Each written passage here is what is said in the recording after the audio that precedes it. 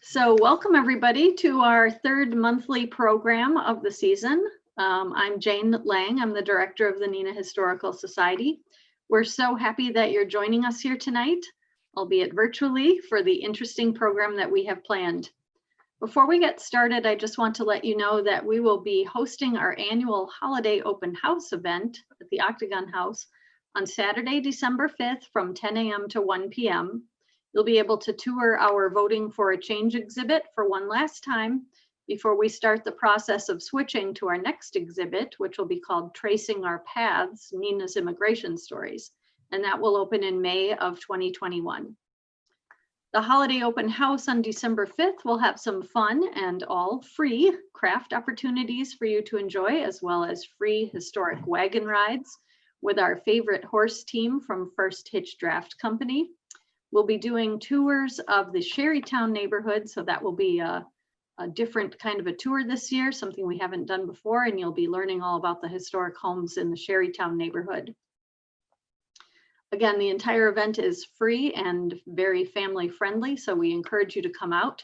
We do require that you wear masks for this event, so please be aware of that. We will be sure to keep this a safe event with social distancing and mask wearing, so just so that you're aware of that.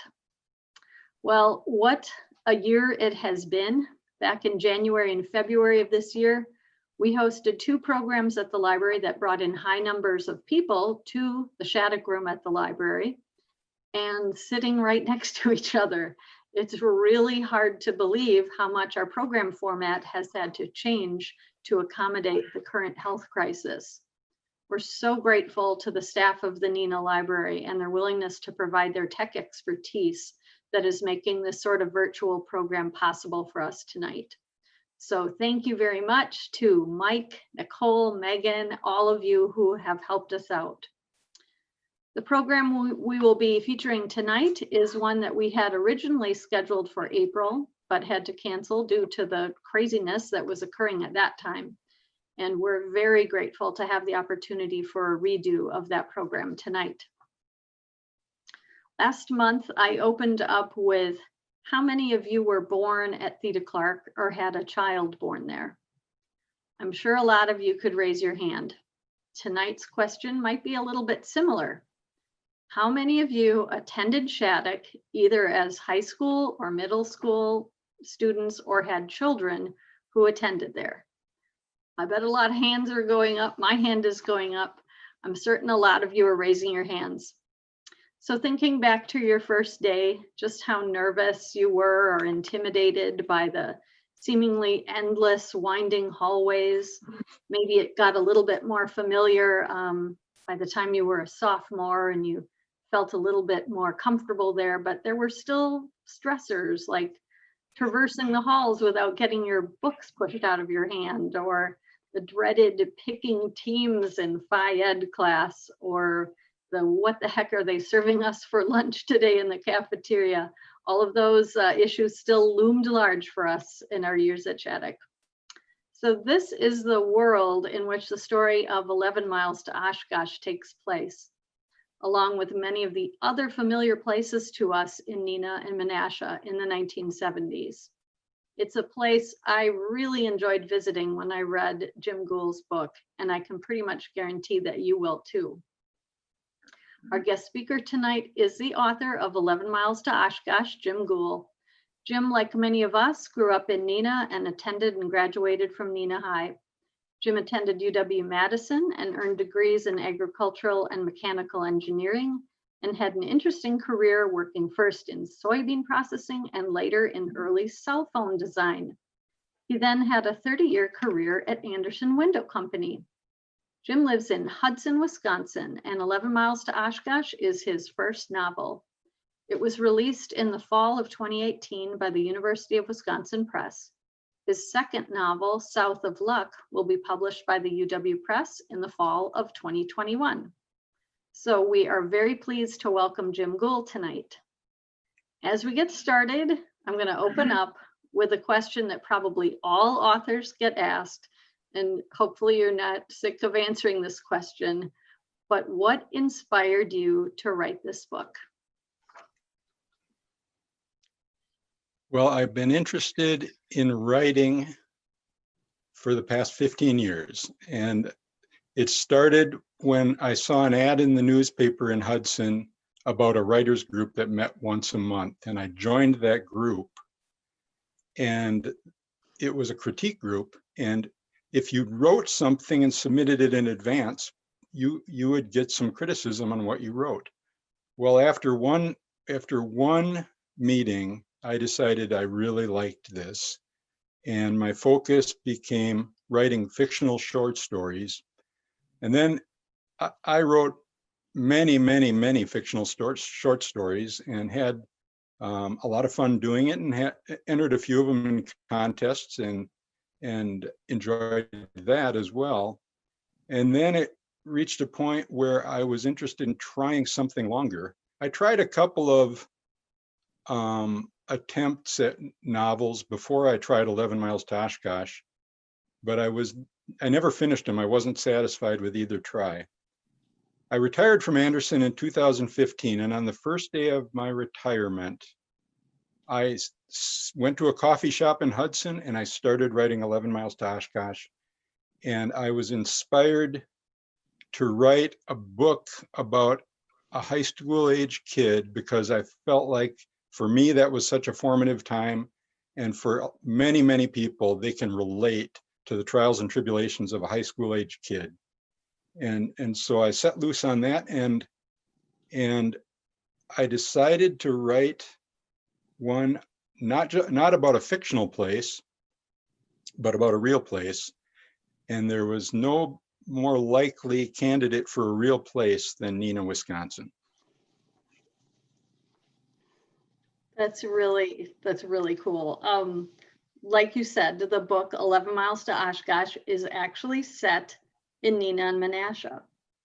So how did you decide, what was it that made you think, I prefer to write a book about a place I know versus creating a fictional place?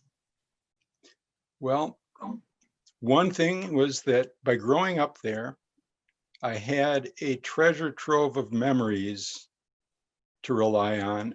I knew every nook and cranny of the town. I knew I could use that knowledge. Not only that, but I knew that it was an interesting place.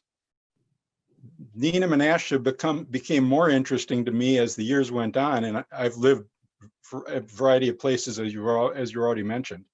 But I think Neenah and Menasha and the whole Winnebago County area is a fascinating place.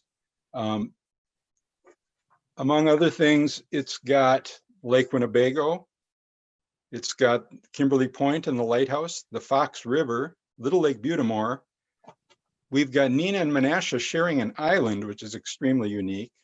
We've got Wisconsin Avenue and the big Bergstrom Mill that you go past, no longer there, of course. You've got the whole industry aspect of town. All the fishermen lined up at Island Park, the locks. The Neenah Rec Pool is a phenomenon all of its own, actually.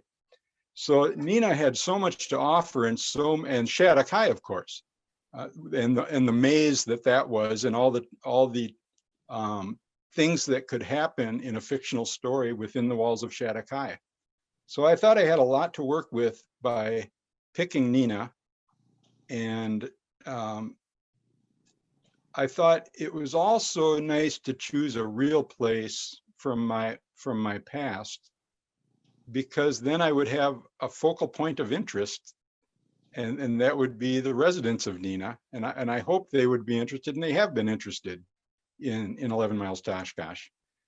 When I tell people about the book, or a friend of mine from St. Paul who was on my curling team, he read the book, and he said, I couldn't relate to all the street names, but I liked your book.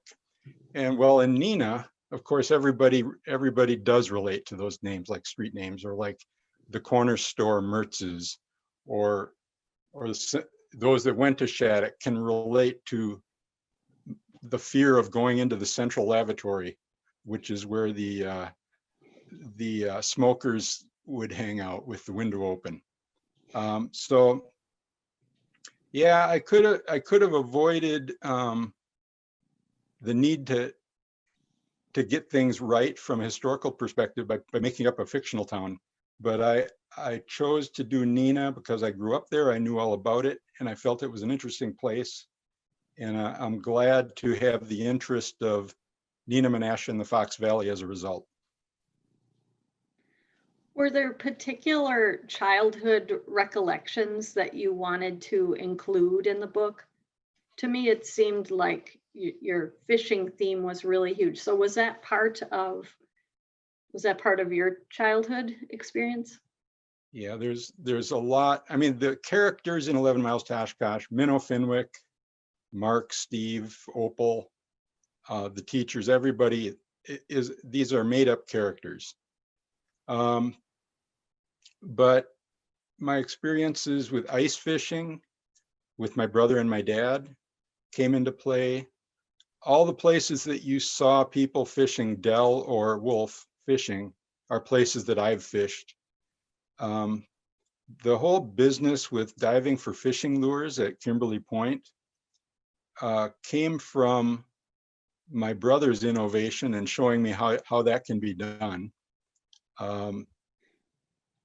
And it's interesting because when in presentations where we have a live audience, there's a lot of questions about, was that from your experience, just like you're asking now? And people instinctively know that the way the fishing lure searching went, they instinctively know that that had to be real somehow. And same thing with selling stuff or the flea market at Fox Point and certain other things. I think there's something, if you do choose a real place and you've had the experience and you're relaying it through a fictional character, there's something that becomes more realistic about that for having experienced it yourself. Definitely. When I read about the description of Dell diving in and searching for lures, I thought, well, I could see a kid doing that. There's no way I would have considered doing that, but some of the young men I knew when I was at that age, I could see doing that. So what I found really interesting too, as an aspect of this book, is the history in the book. So some of the history in this book is directly tied to national history and the broader narrative of national history topics that we were familiar with when we were growing up, like the civil rights movement. But some of the history in the book is linked to our particular Neenah history, like the presence of the council tree, Doty cabin, sturgeon spearing on Lake Winnebago. I really loved how you wove those elements together and captured a lot of what it was like to grow up in Neenah. Not only what we knew about the bigger world and the national history narrative, what was going on in the world, but what we knew about our own little town in the midst of it. So can you talk a little bit about why you included the civil rights theme in the book? Well, I included a Black family because I wanted to depict a transition from an almost all white town to a more diverse town beginning to take place. And so Opal Parsons became a key character in the book. And I knew that from the very beginning of writing, I knew that there was going to be, that Dell was going to have lost his father, and the mystery element of the book of trying to find the killer was going to be the main plot line. There are obviously a lot of side plots. And so from the beginning, I also had in my mind, I want these kids, these students, to force change to happen by using a march of some kind. And it had it in my mind, they'll march to Oshkosh and they'll make a scene and that'll force change. I didn't plan on connecting with another character, Mrs. Parsons, and making her have experience with the civil rights movement, specifically the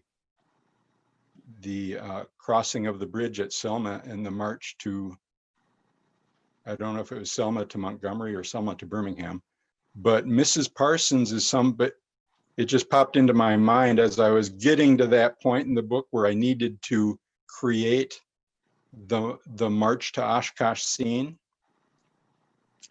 It occurred to me that Mrs. Parsons could be the one that delivers that idea to the kids from her own experience. In writing that, the name John Lewis found its way into the book as the leader of the Selma March and over the Pettus Bridge. Mrs. Parsons also added then to the historical element, because the family that I depict, the fictional family, the Parsons family, they moved up from Alabama. So you also get the historical element told in her words as a participant. I tried to do that accurately and fairly. I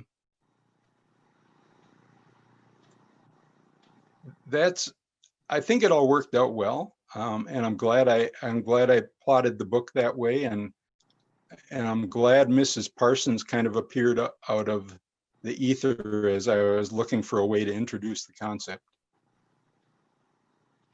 Are there other components of it historically related that you want to speak about or comment on at all?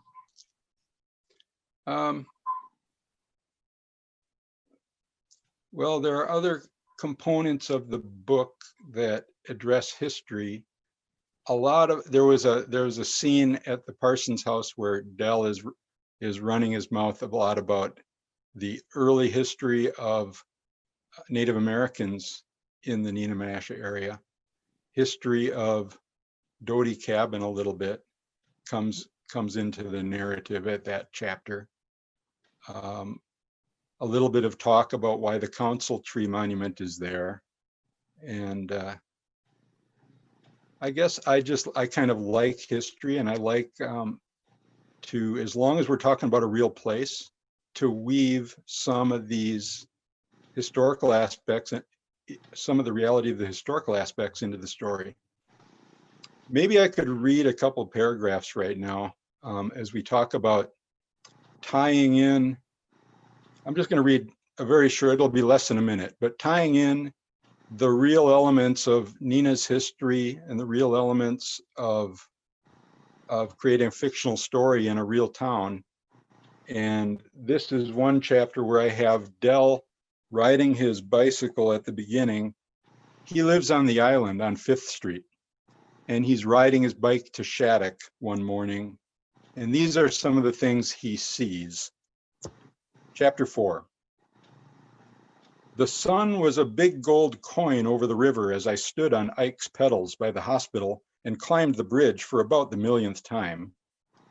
At least 3 dozen sailboats clung to their moorings by Riverside Park, and the big 75-foot lake cruiser Pilgrim lay asleep at her dock.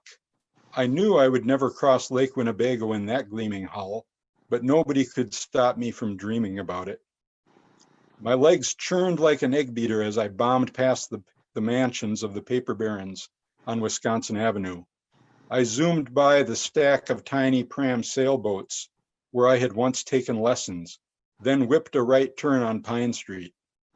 On a whim, I decided to treat myself to some baseball cards and a pack of Twinkies at Mertz's on the corner of Loudon and Congress.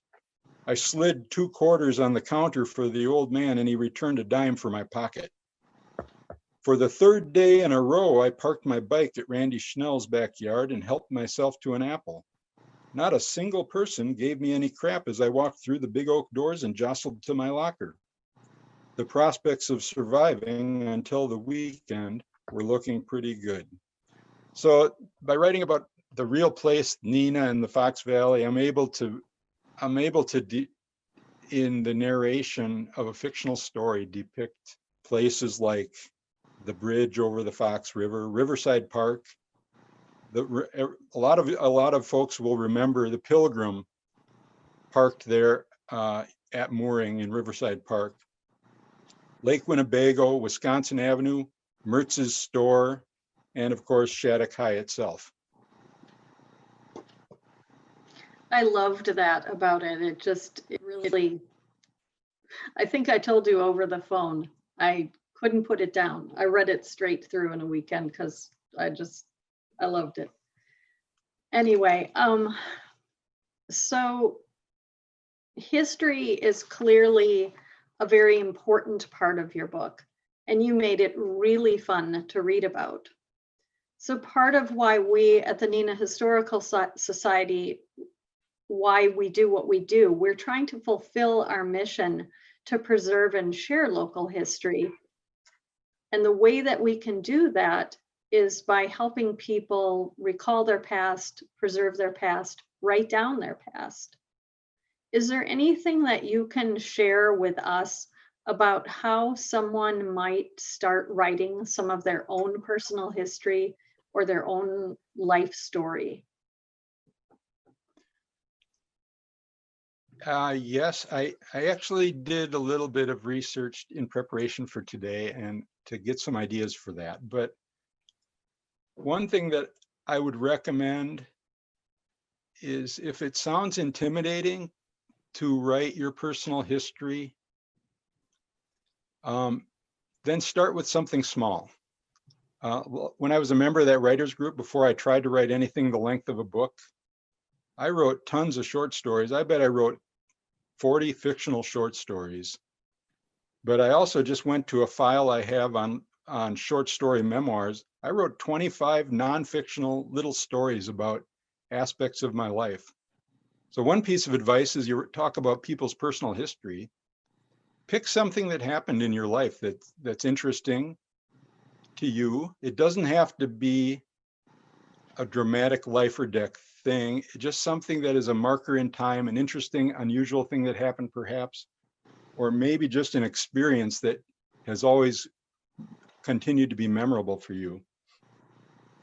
Let me read a few of the titles of some of the memoir short stories that I wrote to let you know what I'm talking about when I say write something simple and short. I wrote one called A Cold Day in November. That's about the day John F. Kennedy died. And it's the recollections of a 5-year-old boy, me, on that day. At that time, we lived in Menasha on Plank Road. A First and a Last. That one's about the first time I took my son Curtis deer hunting with me. And it's about the last deer hunt before we had to have our cabin torn down because the cabin permit had expired. I wrote one called Bazooka Joe and the Free Prize. That's about a kid collecting enough of those Bazooka Joe gum wrappers to finally get the prize and then being disappointed with the result. I wrote stories called The Berkey Story, Bumblebee Man, Call of the Flambeau, Double Century, Dumpsters. Dumpsters is about when I had a short gig in Madison between semesters as a garbage man. Frog Hunt, that comes out of living in the part of Menasha where that swampy region designated by the Heckrod nature area extends further to the east to behind where we lived. Full Gallop, Hollywood and Me. That's when a friend of mine from college and I ended up getting into the audience of The Tonight Show through the help of Bob Uecker, who happened to be the guest that night. Mailbox at Night, Old Man on the Highway, Pest Control, Pickles by the Thousand, Powered Flight, Rabbit Sandwiches. So what I'm trying to do by reading those is say, anybody can pick something that's interesting and tells a little bit about a time in history from their personal life. In 2 pages, 3 pages, you can have something that, and you're glad you have written it down when you did. Now, in terms of a more formal memoir of a longer length, there's tons of them out there. In my opinion, the good ones tell a story that makes them kind of a page turner, like a good novel is. And these memoirs that are good don't have to be, I mean, there's some that are high adventure. Into Thin Air by John Krakauer, the story of a disastrous Mount Everest climbing attempt. Canoeing with the Cree by Eric Severide. Eric Severide, the old newsman who was on TV. He and another boy at age 17 took a canoe from Minneapolis all the way against the current on the Minnesota River, portage to the Red River, went all the way to Winnipeg, Canada, went all the way to Lake Winnipeg, went all the way to Hudson Bay in the summer of, I think it was 1937. I could have the year wrong. So those are high adventure stories. And if anybody in our audience has a story that's high adventure like that, there's a great topic for a memoir. But there's tons of other ones that are just more everyday life. I've got some books here. I'm going to read a couple paragraphs from a few of these books. There's a book I recommend to people who come and hear me talk, Growing Up Country, tells about a family with 6 girls and their experience growing up on an Iowa farm.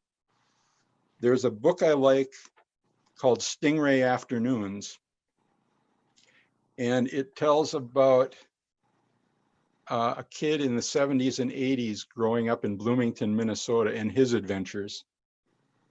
There's a book called, some of you might know about this one, My Family and Other Hazards by June Melby.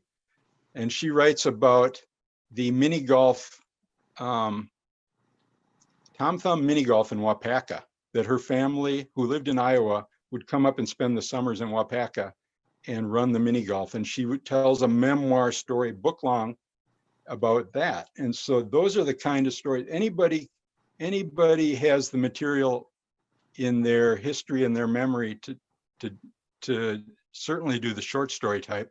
But I bet you most people have enough to pick an angle to go after with a longer work too.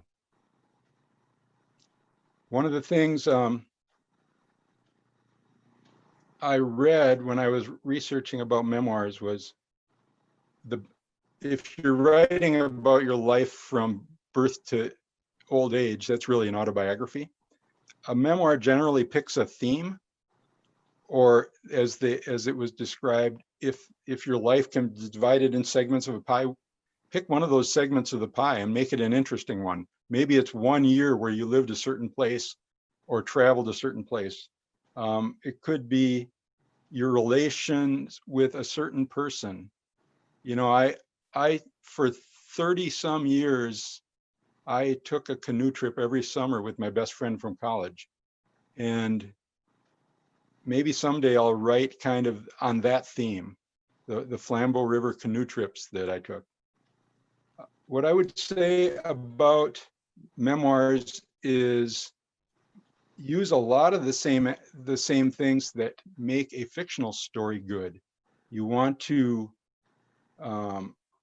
have a good, quick pace. You want to make it interesting. You want to bring characters to life, only in this case, the characters are real people.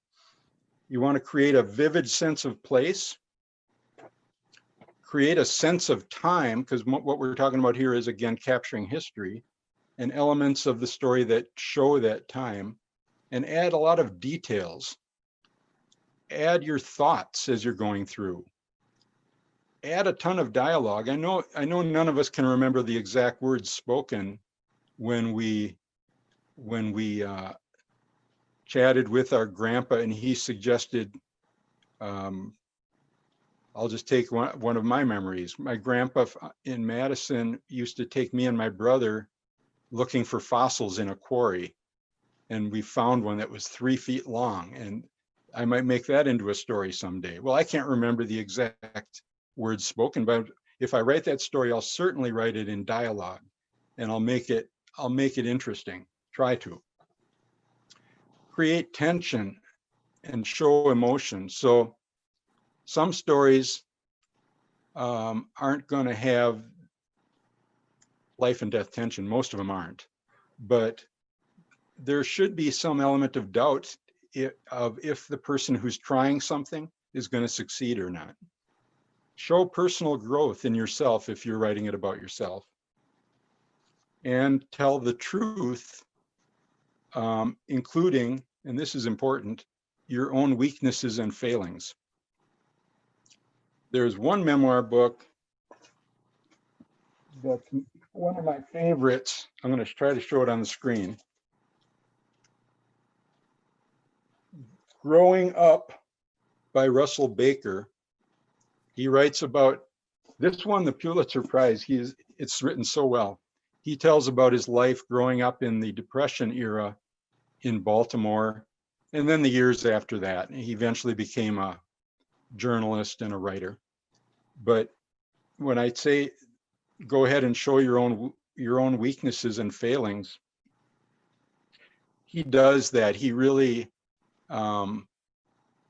he goes ahead and he admits that he was kind of a bump on the log in a not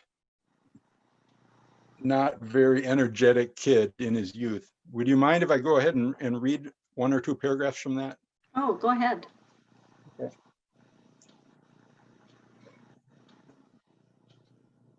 All right, so here is we're in the great era of the Great Depression, and we're in the city of Baltimore, and our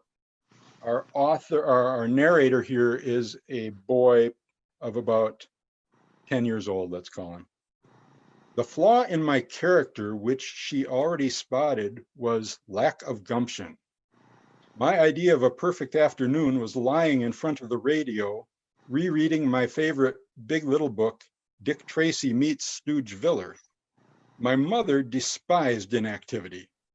Seeing me having a good time in repose, she was powerless to hide her disgust. You've got no more gumption than a bump on a log, she said. Get out in the kitchen and help Doris with those dirty dishes. My sister Doris, though 2 years younger than I, had enough gumption for a dozen people. She positively enjoyed washing dishes, making beds, and cleaning house. When she was only 7, she could carry a piece of short-weighted cheese back to the A&P, threaten the manager with legal action, and come back triumphantly with a full quarter pound that we'd paid for and a few ounces extra for forgiveness. Doris could have made something of herself if she hadn't been a girl. Because of this defect, however, the best she could hope for was a career as a nurse or a school teacher, the only work that capable females were considered for in those days. So here he makes fun of himself, and he puts Doris on a pedestal and shows her to be something. And so that's one aspect that makes this book good, is he goes ahead and he admits his own failings in his writing. Here's another part where he talks about Doris. His mom has set him up with it's not a paper route, but it's a opportunity to walk the streets and try to sell copies of the Saturday Evening Post. One rainy night, when car windows were sealed against me, I came back soaked with not a single sale to report. My mother beckoned to Doris. Go back there with Buddy and show him how to sell these magazines, she said. Brimming with zest, Doris, who was then 7 years old, returned with me to the corner. She took a magazine from the bag, and when the light turned red, she strode to the nearest car and banged her small fist against the closed window. The driver, probably startled at what he took to be a midget assaulting his car, lowered the window to stare, and Doris thrust a Saturday Evening Post at him. You need this magazine, she piped, and it only cost a nickel. Her salesmanship was irresistible. Before the light changed a half dozen times, she had disposed of the entire batch. So I really like that. I mean, he puts his little sister up there and gives her credit for having the gumption that he didn't have. Mm-hmm. Would you mind if I read another from a different memoir? No, I don't mind at all. I mentioned one called Growing Up Country.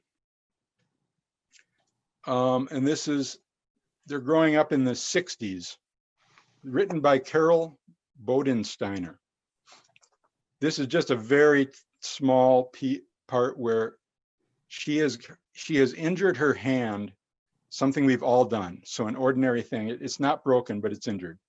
Half carrying, half dragging me to the kitchen sink, Mom turned the water faucet on full blast and thrust my throbbing hand under the ice-cold stream. "Hold it here," she shouted, or she may have whispered. I don't know which. Her voice came to me as though she were a long way off. "I can't," I sobbed. "It hurts." My knees were rubber, my stomach watery, swallowing hard to keep back the bile that rose in waves in my throat.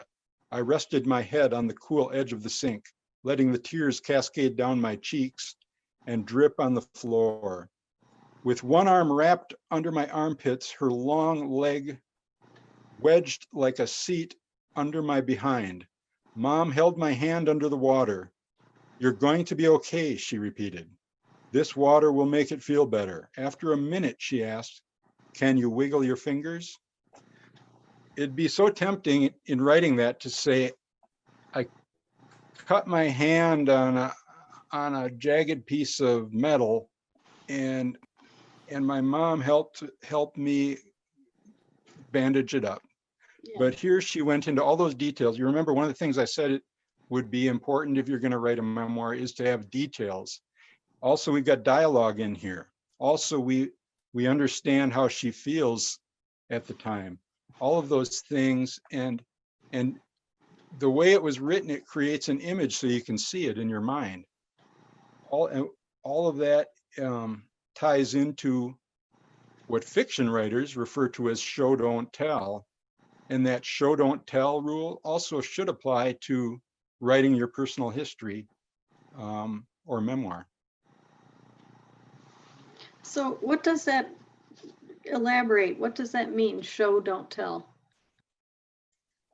Well, what you don't want to do if you're writing about a scene where someone gets angry, you don't want to say, "Mr. Johnson got angry." You want to describe his rising anger. Okay. You want to talk about clenched teeth, and you want to talk about his reddening face and the veins beginning to show on his neck. That's what you want to do. You want to show it. You want to create an image so the reader can see it.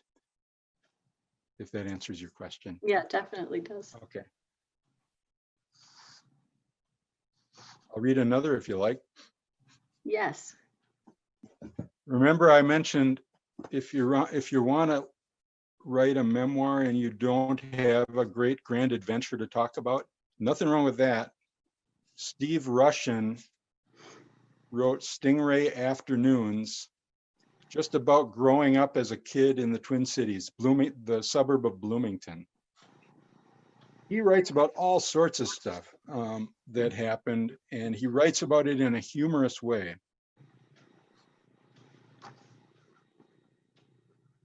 I'm just going to read a little bit about what we're familiar with as well, a snow day.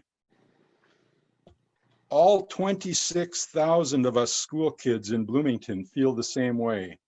Each of us is a death row inmate reprieved by the governor, and will relish every minute of this stolen Tuesday. I take my hockey skates to be sharpened, the blades throwing off sparks like a welder's torch, and then carve up the Cleary's flooded backyard next door. My wrist shots made wicked by the boomerang curve of my Sherwood. We'll clear the ice every 10 minutes by skating with a shovel in ever-tightening ovals, because my fondest desire is someday to drive a Zamboni at the North Stars games. So a snow day, everybody knows it's fun, the kids are playing outside, but he tells you details. He tells you about his curved hockey stick helping him to make the wicked slap shots and skating in the backyard, and he even describes getting his skates sharpened on the way there. I think, and he's actually a writer for Sports Illustrated magazine now. Steve Rushin is, and I think he just did an excellent job with, again, Stingray Afternoons, if anybody is looking for something that's just fun to read.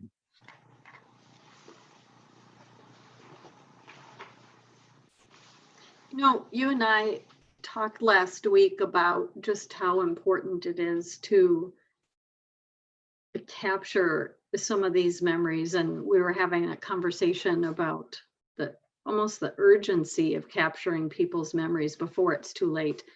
And that's, again, that's something that has hit us multiple times at the Historical Society. We want to interview a particular person or find out more about the history that they recall. And then suddenly it's too late and they're gone and we can't ask those questions. So I guess one of the points that we at the Historical Society want to make is don't wait. Be sure to record your history and write down your memories now, and record the memories of your loved ones as well before you don't have that opportunity to do so. I think I had shared with you too, as we talk about like ways that you can do this in writing or in videotaping or having people just share their memories with you and their life stories and stuff.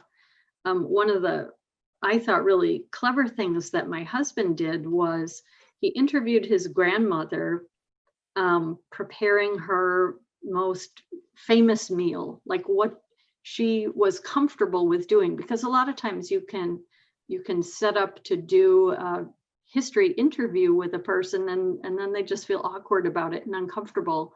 But I thought it was really clever of him to interview his grandmother in a way that was having her do something that she was comfortable with. So that's kind of just another way to capture some of that personal and family history. And you had mentioned to me too about Jim Keel and his walk through the community and that sort of thing. Like you get a starting point of something that you are familiar with, and it kind of helps you to start that writing your memoirs process or writing your own personal history narrative process.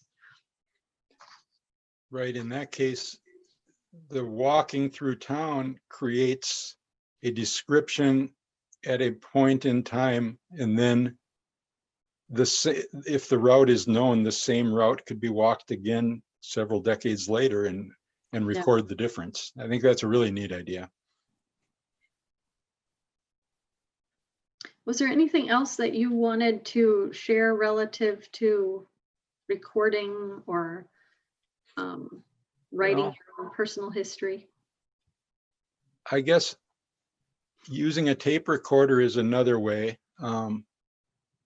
Having an informal conversation with somebody who's too shy or uninterested in writing it down, and then asking their permission for you to write it would be another way. Those are some of my thoughts. Mm-hmm. One thing that I think people have a tendency to do is to think that they didn't do anything noteworthy enough to be worthy of it. But what I'm trying to show by reading some of these ordinary scenes from history is that they're wonderful. They're wonderful. That the little kid with no gumption trying to sell the Saturday night or the Saturday Evening Post, and his little sister doing a better job. The snow day in the northern states, like where we live. There's all sorts of stuff like that, like some of the things I read on the list of short stories that I've written. So I think one of the things to do to try to capture personal history is, as you already pointed out, don't delay, but then also emphasize the fact that it doesn't have to be some kind of a great athletic event or a great win the prize moment. A lot of ordinary life that's done differently today than it was then, we should be trying to capture the way it was done then. Mm-hmm. Can I read one more ditty? Yes. Okay. Carl Sandburg, the author and poet, he wrote a lot of stuff. He wrote a multi-volume biography of Abraham Lincoln. He wrote a ton of poetry he won the Pulitzer Prize for something, probably poetry, but he also wrote this, Always the Young Strangers. Now, this is his, I'll call it an autobiography because it's pretty complete, but he talks about stuff in here, and this is like, for example, it was probably around the early part of the 1900s. He talks about harvesting ice on Lake George, and he had a job doing that in the wintertime.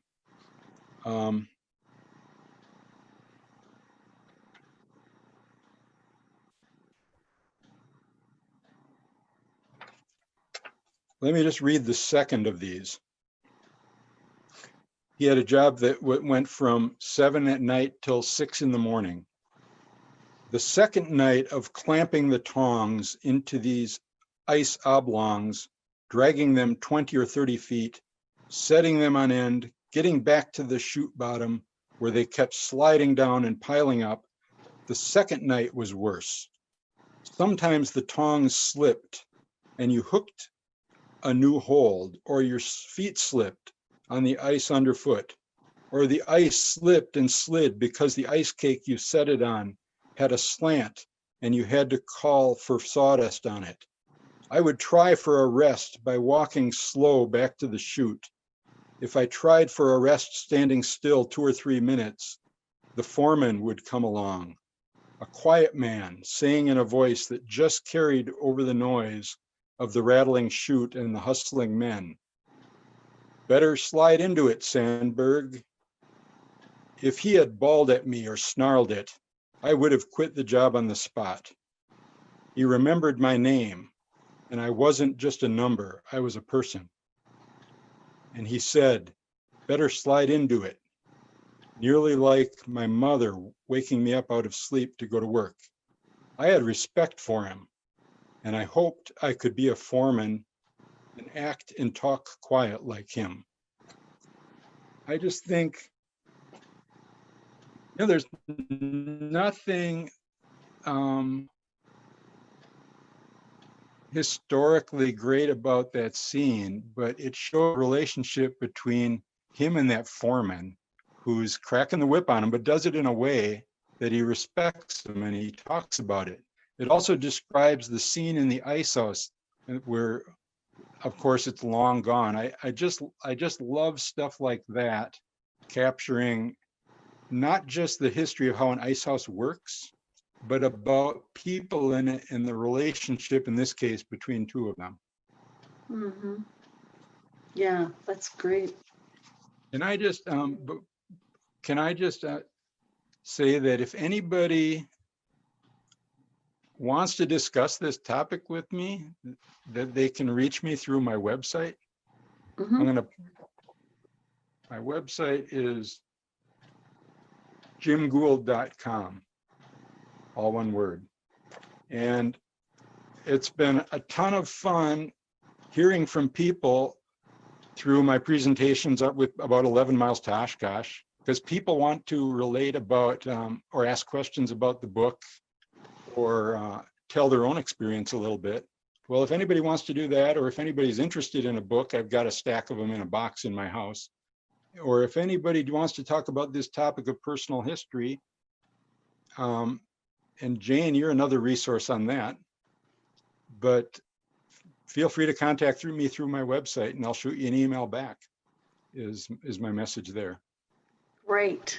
Thank you so much. And just thank you for your time and sharing all your insights with us tonight. I did want to just ask you one quick question at the end.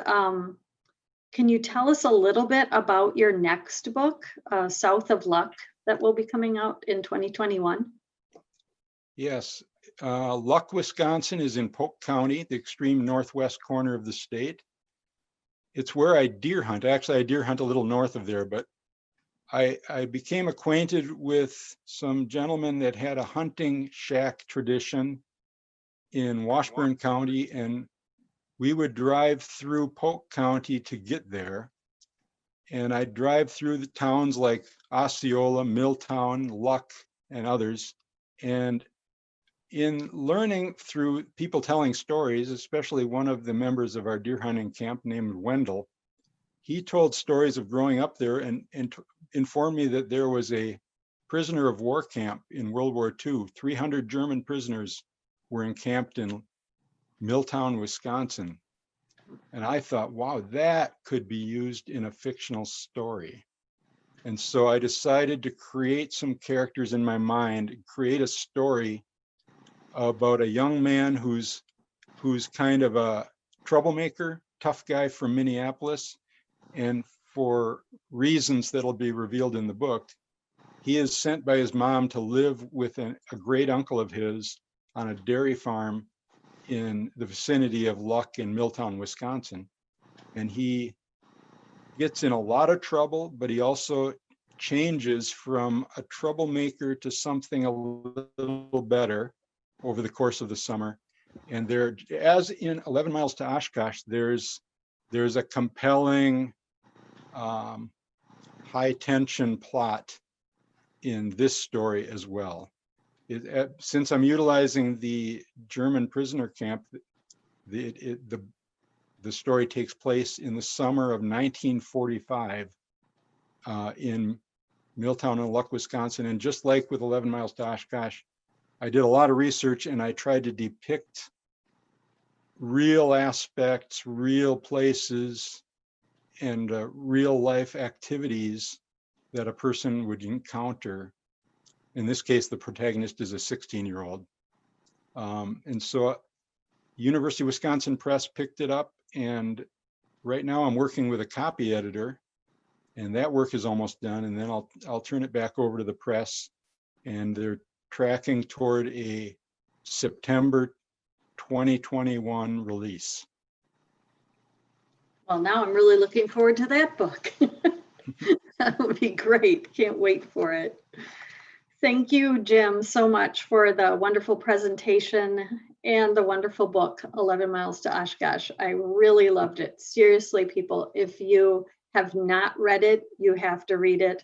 I could not put it down. I just loved it.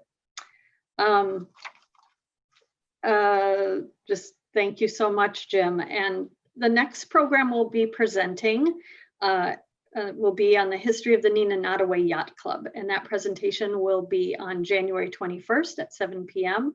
We'll be taking a little break in December. Again, our annual open house will be held on December 5th from 10 a.m. to 1 p.m. And you can check our website or our Facebook page for more information on that. And again, thank you so much, Jim. I loved your book, and thank you so much for being with us tonight.